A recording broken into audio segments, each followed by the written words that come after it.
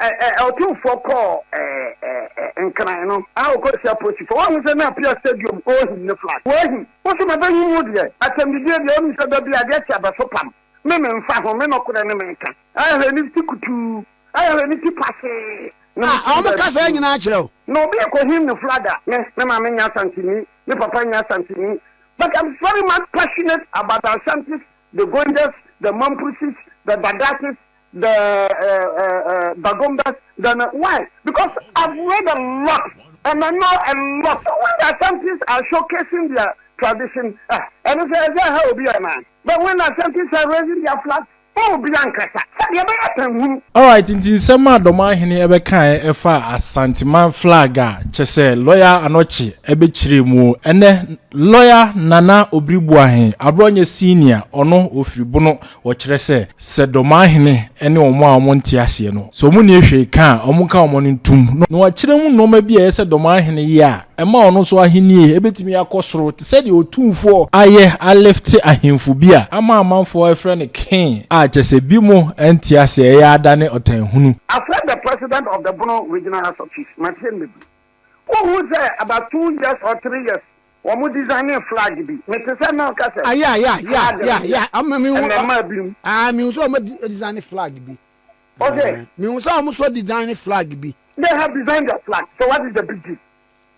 Now no mobile regional house or Hanoa on by other castle. I don't know flag and I'm design Bron champion flag no. Mom make him know. Why? What's the war? What is the flag? Green, yellow, and white. No more in cartoon. More designing. Now, more designing flag. No, the catch them say flag now more design. And to me represented the whole Bono region because Bono champion, yeah, Bono phone na account. Yeah, Bono region na account. Brekum Cameroon champion. Japacom Cameroon champion. Dormaahene number 2 Cameroon champion. Banan Cameroon champion. Sakwan Cameroon champion. Sampan Cameroon champion. Nenjen Cameroon champion ho. Dibebin Cameroon champion ho. Atonian Cameroon champion ho. Nkuranzan Cameroon champion ho. Amantin Cameroon champion ho. Tobabam Cameroon champion ho. Ofuman Cameroon champion ho. Tanobuasin Cameroon champion ho. Enti what design sa flag na mo hwe ni say Mudi Bella Juma Kurano, I said it. Because you people are not prepared to accommodate Obiri views. More possess some few schools, few individuals. No more ya Bono champion, Obiri Boahene Kokan, no Obiri Boahene Bedi Natem. Eba ya no mira. Then come one flag, say Yam Bono region, Yam Bono region, Yam Bono East. You design your flag. And say yes. But one I walk for father, all a Bono champion, no design no flag. And now, modern no minister about one for Bono champion flag and uncle. Interestingly, cash na minister by and a private cash on my party, now Asante flag is Kaba could be. And I thought before they could have a flag. No, po, a Rio, a Numero, and a girl, oh, him the flag. Nipotun to one, what if I bring to one, out is Kako also. Nipatuntum, Otikwa Brentum, not its Kakoko also, and green, black, and yellow. And also Kamuba, Yentin Jakari de Mano, and our Sunday Crescent or the Atubi. And he's proud of that flag. If you go to the Mampusi, Okutano flag, he's proud of that flag. If you go to Gonja, yeah, national event here. SSR flag sitting now, echo from near Peja national flag. I just know okay. Yeah, national event. The cultural identity is some intention. Hey, did you know the Abba? Nana, I'll do for call and can I know? I'll go to approach for one was an appear stadium or in the flag. Where he? What's my belly mood yet? Where he? My belly mood yet. When that flag was designed, I'm cast a flag and I'm a bronze champion. You because I represent the Panay of Bono region and the Bono is. I can be there, the only said that I get a sopam. Men and Faho, men of America. I have any to I have any to pass. I'm a cousin natural. No, be a him the flagger. What I say, the echo question at this. So I Asante new, or your Gonja new, or your Dagomba new, or your Mampusi new, or your Infanti new, Ahantani or your session, more use in the flag. The best should be one best should be it tells you advice I am moving Dosano, Yakano, I am on my young fat. Gamante and crime or call balance and Crafega for a moment red capital reception. It was very nice. No Amukutan can for flag. The best shouldn't be because you see the polarization in the Ghanaian society now aircon. I am moving Casse, Yanu mentioned you, Yanu mentioned you know. I may come, baby, my terminal. No, Cosso. And by that statement by the president of the Bono Regional Association, Mechanical said, it's infuriated a lot of Asante. Next time, the Amokoya national issue do Kumasi Asante Bimbabia. Who said, and the flag in the crowd, 7 Ghana flag. Because you also have your own flag, you design it. I heard the president saying, sir, Mama be my of, I am Mama be. You are aware, he is aware of that flag. Who's the Mikhail?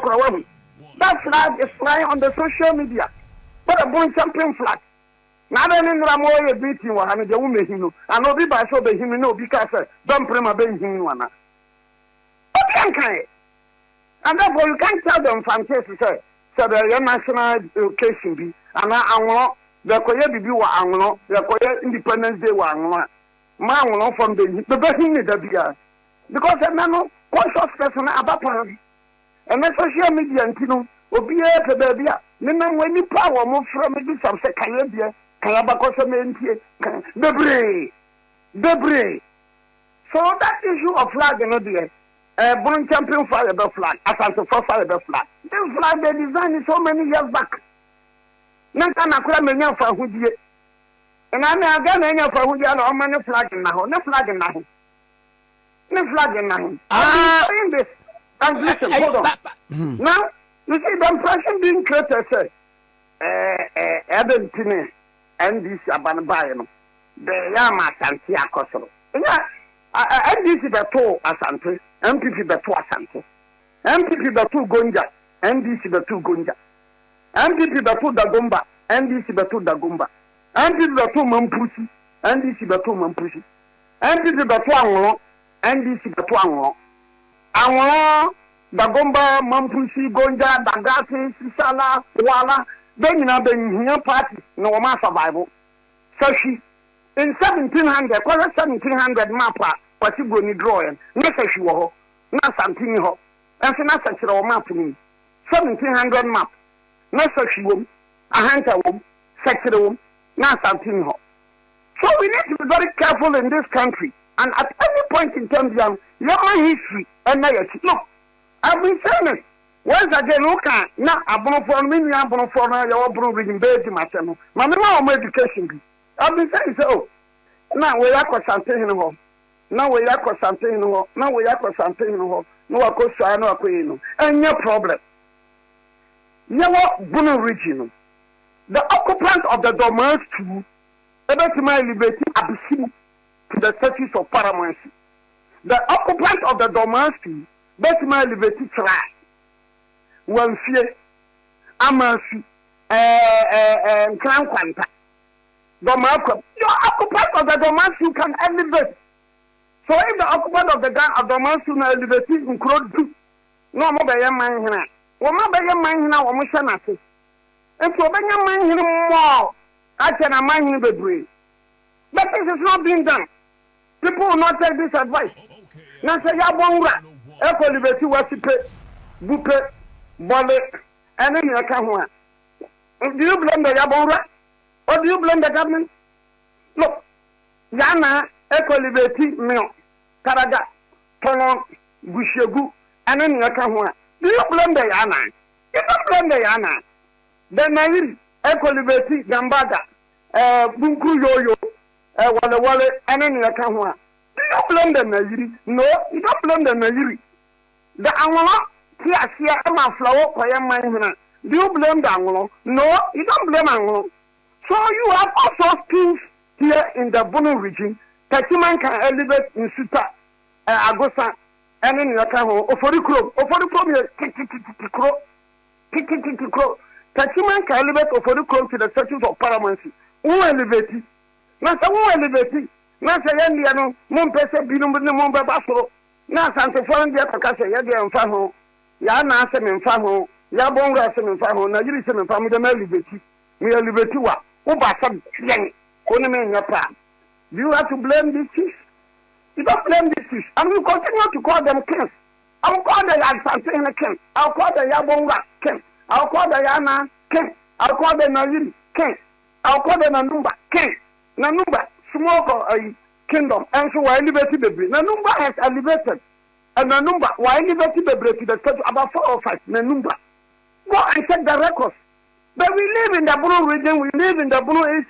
Obi liberty obi. Mu pese da bia nsama se. Obi se pese ko ba bi na ko liberty nso a. Mu da bue. Fia preko asante sesi. And fia pre your brempon. Fia pre your brempon. We move from ordinary chief baba brempon. The baby and not the baby of brempon. No. I can't tell you that. Nah, no matter say him Bobby man. No Bobby man. No. Our quarter also Bobby. Sir is capable of being a man. Abisin so in Cronin Bebre. Sir so in Cronin Bebre. One fear so in Cronin Bebre. You sit out so in Cronin Bebre. Inquire so in Cronin Bebre. Or for the consultation in Cronin Bebre. Ah, Nane, Eti, sir, we are paramount here. No, obviously a paramount here. If you are maybe a paramount, but may so see will be and I will be a paramount also say me. It in Basaun. No, you see, it depends upon, for instance, if the man called the Abisin to Manhana, Sra, Manhana, Welfare, Manhana, he will still be the overlord. He will still be the overlord. Entino Trao, Abisimo, Welfare, and Clan Quanto, Amansio, the Malcolm, the Bassiano, the Manhana, but Obakoto. It is not what is happening in the Gunja. Bupera, Wasipe, Bonner.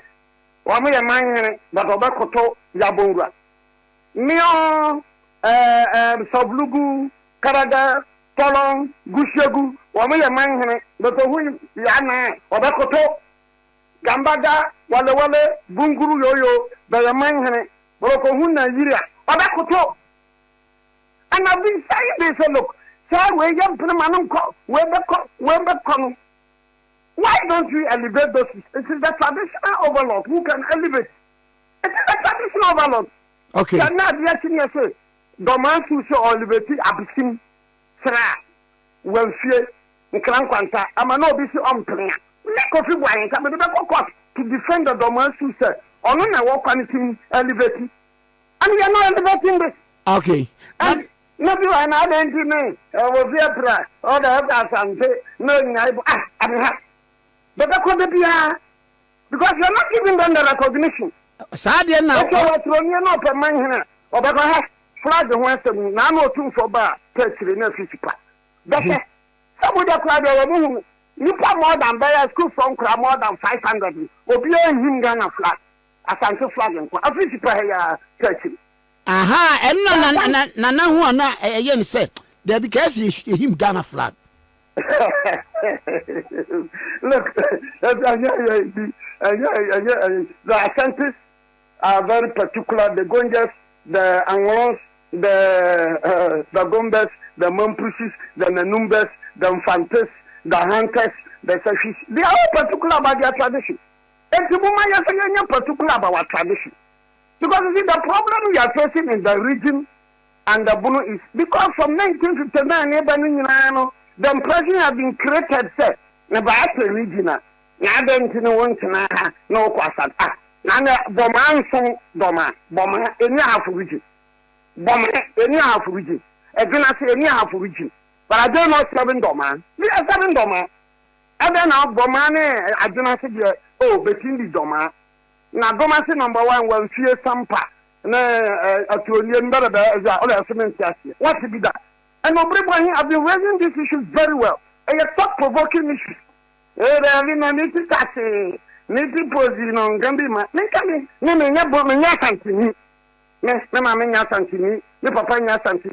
But I'm very much passionate about our Ashantis, the Gondas, the Mampusis, the Badasis, the Bagombas, then why? Because I've read a lot and I know a lot.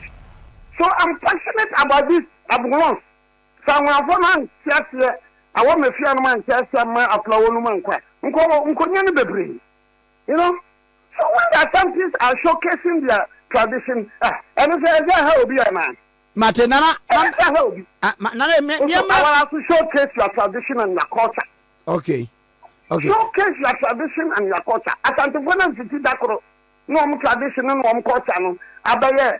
At 10 days you are see baby, you know. That only catch a man for the 31st January 1874. 31st January 1874. The MP before to Abanum Abacos and was winning. But I'm there Abacos man. 31st January 1935. No, restoration of Asante Confederation. 31st January 1935. So 31st January 1874. And Asante and Abrofukoye. So I'm going to wait you. 1844. Good. And you know the history. The Wakasabi said, you're true. I'm François. Near Kayano. Aye. And yes, I know. You do. I'm waffle. The Asantes and the British fought on 31st January 1874 at Amwafo near Bekwai. Bekwa. Exactly. So you do Amwafo near Kayano. You do Amwafo, Bekwa. Near Kai war no Yananam Kon, you know. Tinyama. Oh, okay. That is, I am Wafo 31st January 1874. Na Sabrano, Nane, na Asantefo no. Akodi a omutimi ne British say de konu am yan way. Hey. Send better. Wow. Na British were cross on tono Adrian Asantefo. But I want to not think Kotobi. Something na Asantefo na Wafo aye namfo abesi awon Johnson. I want to not think Kotobi. No, me ba fa wurem consequence am be da bra Asantefo. Let's amunuane wo mu. But now, then to afford him cotton from Asantefo. Wow. What I say? A creaping for them cotton and from Asantefo. And can afford them cotton from Asantefo. The Asantefo no allies. And what Tim cotton, no often quite quick. What when I'm today? Matiasi. But now for the Tim cotton, never often quite quick. Never the brother. You know, in 1818. When they fought the Akim Kotoku War, 1717, sorry, Akim Kotoku War, Akim Kotoku for confirmed mercenaries from Benin. Mercenaries from Benin. Emma Omba Boawobi. 1717 war. Wow. I think I'm a catcher. Asantefo be in that flag, Munya Benny Himo. Now, most of the American didn't have war by a man of Boston. No cleaning. One man of Broso. And I got to Fred in so. I can't tell you to me that crowd out the crowd. I never who you got to die. Who you got to die and who never from the no, but no, I'm not credit. Everybody has to follow. I didn't come in now. Or to acquaint to Kumasi. But you the same Hermine. If you're not quite, no, Asantehene or Tico Cosso, no. Okay, Hermine, or not, you, as I'm going to Chrome. A great year, and Cassia, and Cassia, or probably fancy be a brochure. May not take but that, my best bunny, because you see, possible need to say, Oba African. He fought nations and you fought by Santis of Ghana. Question this to me. The Ashanti say a nation. Yeah, you go to UK now. Is there? I say I fought nations. And I fought you guys because I sent to the nation on you. Na me can who be na me can be make a back or some. Etina who you make him. I do my temper, and she passed me to cook Jim Jim. No, they have every right. The Kings have every right. The Sims have every right. The Mampusis have every right. The Dagombas have every right. The Gunjas have every right. The Amulans have every right. The Hunters have every right. So please, my brothers and sisters, hear me, yo. One more bono is in moon theory. Nanyamekano about mo. Nyamekano about so free sampa or free brekum or free hen, no free hen, no alcohol, or alcohol kumasia. For no free, no, free. And the ignorant ones will not learn the history. Every come for a bonus for. What can I didn't think the queen him answer? No, other occurrencia. I didn't think it's a kind of story. Other occurrencia. Or the Wabadu Kessica and Kessican commercia. Some passionate commercia, Wabadu Kessica. Don't you about some Papunia Bassana baby? I am in Shia Codino. Now I know you're Yassam. Or whom I need to bottom the and it's the Joe Kessica. When do we have this kind of situation, sir? Bono region and Bono is from 1959 to today. Nana, sir, and you're in time and the Yama half of 4. The call you better hooray and you're for who do you know. It is not helping the bonus. It is not helping the bonus. We need to sit down. We need to address the issues holistically. Other Conibet, Manuka, Obiri Boahene, and I'm I don't know, no problem. Also, you can create your own mensia. And you know, people are not seeing a lawyer for her. The first time I was a Ghana Bar Association, Bruno platform, a lawyer for Bill, being timid on the platform of lawyers. Platform of lawyers. Say now, can't I just a platform of lawyers? It is unimaginable. What I say? And now in Anua, Nicoya Martano, you know, I'm convicting when you are going to court for contempt. The rest. Obiri Boahene abanu drama nano overa Asantefo akoya mata no so hinu bedematu. Go and look through the record from 1944, 1982. The records in Natano so to bottom Kanobuasi Ofuma. Then you know Yasan. Domasi number 2 now no bata banko dini mensia. Yasan in free domasi number 2, in free number 1. Will be problem, sir. But you know, people don't want to tell the truth. People don't want to address the truth. People don't want to be realistic. But it is just polarizing the Bono and the Bono East and the Asante. It is polarizing the system. Then you, me and me, who says no, with that MDDA. This is also, I'm being honest. So coming back to police reform, 2-4 police reform the body. So you have liberty to organize Dormaahene and said, "Oh, me a question." They have liberty to invite the police. They have liberty to invite the police. Obiri Boahene, you are liberty to invite the police. You are liberty to raise your flag. You are at liberty to raise your flag. But when Asante are raising their flag, oh, Biancasa. And it is not only Asante who are raising. The Gombas, Mampusis, Kusasis, the Angolan, everybody. It doesn't resume there. And that is why I always continue to talk about Asantes, the Gonjas, the Mampusis, the Dagombas, and the Nanumbas, and the Angolans, the Dagasis, the Walas, the Frafres. I will continue to talk about them because some of them have very rich history. Nana, Very rich history.